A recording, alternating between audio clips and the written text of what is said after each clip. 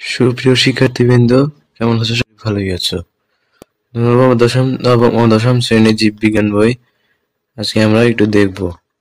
এই বইটির সাথে আমরা পরিচিত হব। দেখো, প্রসঙ্গ কথা আছে। বর্তমানে প্রাতিষ্ঠানিক শিক্ষার উপযোগ বহুমাত্রিক, শুধু জ্ঞান পরিবেশন নয়, দক্ষ মানব সম্পদ গড়ে তোলা মাধ্যমে সমৃদ্ধ জাতি গঠন এই শিক্ষার মূল উদ্দেশ্য। একই সাথে মানবিক ও বিজ্ঞান মনস্ক সমাজ গঠন নিশ্চিত করার প্রধান অবলম্বন প্রাতিষ্ঠানিক শিক্ষা। বর্তমান বিজ্ঞান ও প্রযুক্তি নির্ভর বিশ্বের জাতি হিসেবে মাথা তুলে দাঁড়াতে হলে আমাদের মানসম্মত শিক্ষা নিশ্চিত করা প্রয়োজন। এর পাশাপাশি শিক্ষার্থীদের দেশপ্রেম, মূল্যবোধ, নৈতিকতার শক্তিতে উজ্জীবিত করে তোলাও জরুরি।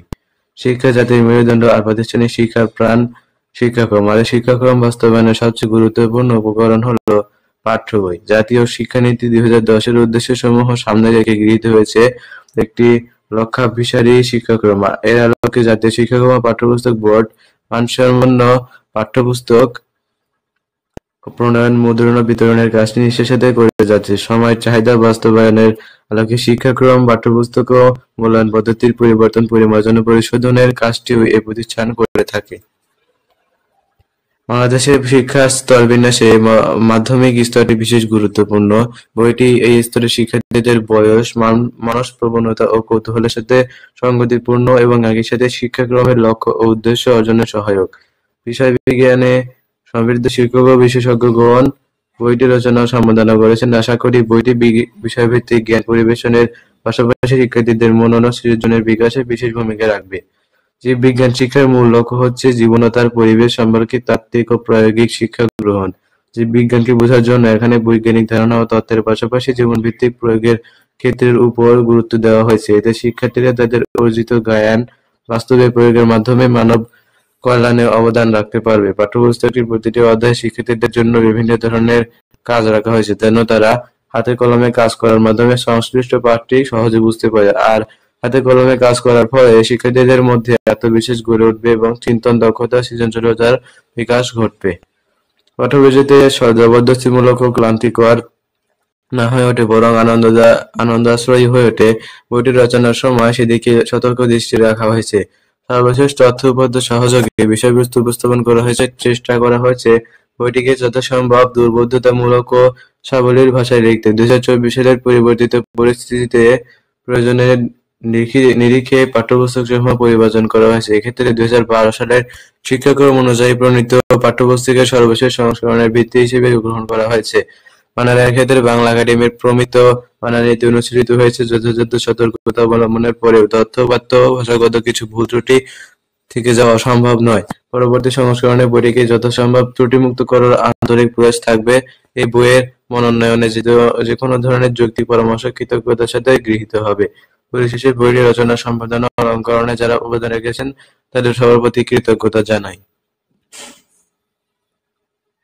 দেখো, তোমাদের প্রথম অধ্যায় থাকবে জীবন পাঠ, দ্বিতীয় অধ্যায় থাকবে জীবকোষ ও টিস্যু, তৃতীয় অধ্যায়ে কোষ বিভাজন, চতুর্থ অধ্যায়ে জীবন শক্তি, পঞ্চম অধ্যায়ে খাদ্য, পুষ্টি এবং পরিপাক, ষষ্ঠ অধ্যায়ে জীবে পরিবহন, সপ্তম অধ্যায়ে গ্যাসীয় বিনিময়, অষ্টম অধ্যায়ে রেচন প্রক্রিয়া, নবম অধ্যায়ে দৃঢ়তা প্রদান ও চলন সমন্বয়, দশম অধ্যায়ে, একাদশ অধ্যায়ে জীবের প্রজনন, দ্বাদশ অধ্যায়ে জীবের বংশগতি ও জৈব অভিব্যক্তি, ত্রয়োদশ অধ্যায়ে জীবের পরিবেশ, চতুর্দশ অধ্যায়ে জীব প্রযুক্তি।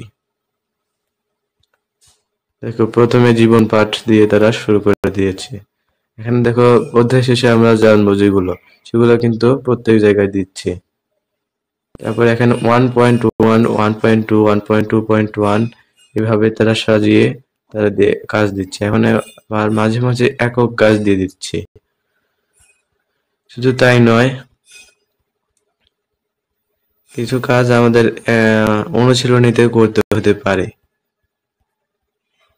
এখানে আবার টিস্যু রয়েছে, এগুলো কিন্তু আমাদের আঁকাতেও লাগতে পারে, অবশ্যই আঁকতে হবে। মাঝে মাঝে একক কাজ, এই কাজগুলো কিন্তু আমরা করব। এই একক কাজগুলো আমরা তোমাদেরকে বোঝাতে চেষ্টা করব এবং উত্তরগুলো তোমাদেরকে দেওয়ার চেষ্টা করবো, কারণ একক কাজগুলো খুবই গুরুত্বপূর্ণ। আর অনুশীলনের কাজগুলো আমরা দেবো, তো সেজন্য এই ভিডিওগুলো পাওয়ার জন্য তোমরা চ্যানেলটি সাবস্ক্রাইব করে আমার সাথেই থাকবে কিন্তু, যেন ভিডিওগুলো তাড়াতাড়ি পেয়ে যেতে পারো। হ্যাঁ, দলগত কাজও কিন্তু থাকবে মাঝে মাঝে।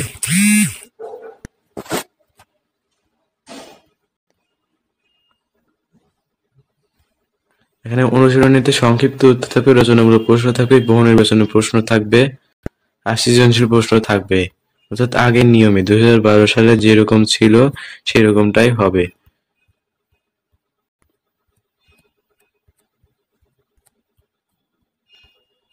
প্রত্যেকটাতে অনুশীলন আছে, প্রত্যেকটাতে একক কাজ, জোড়ায় কাজ আছে কিনা জানি না। একক কাজ আছে, জোড়ায় কাজ সম্ভবত নেই।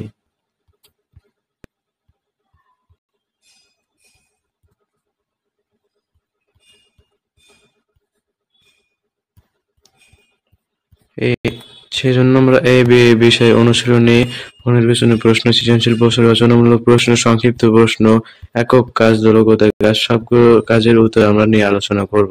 চেষ্টা করবো যেন তোমরা ভালোভাবে সেগুলো বুঝতে পারো। ভিডিওটি পাওয়ার জন্য অবশ্যই সাবস্ক্রাইব করে প্লে বাটন অন করে দেবে, বেল বাটনটা অবশ্যই অন করে দেবে। তো আমি বইটা দেখিয়ে দিলাম, এটা তোমরা ডাউনলোডও কিনে নিতে পারো। যে শিক্ষার শেকড়ের স্বাদ তেতো হলেও এর ফল মিষ্টি। অবশ্যই শিক্ষা করতে হলে একটু কষ্ট হয়, কিন্তু শেষমেশ তুমি কিন্তু ভালো ফলটাই পাবে।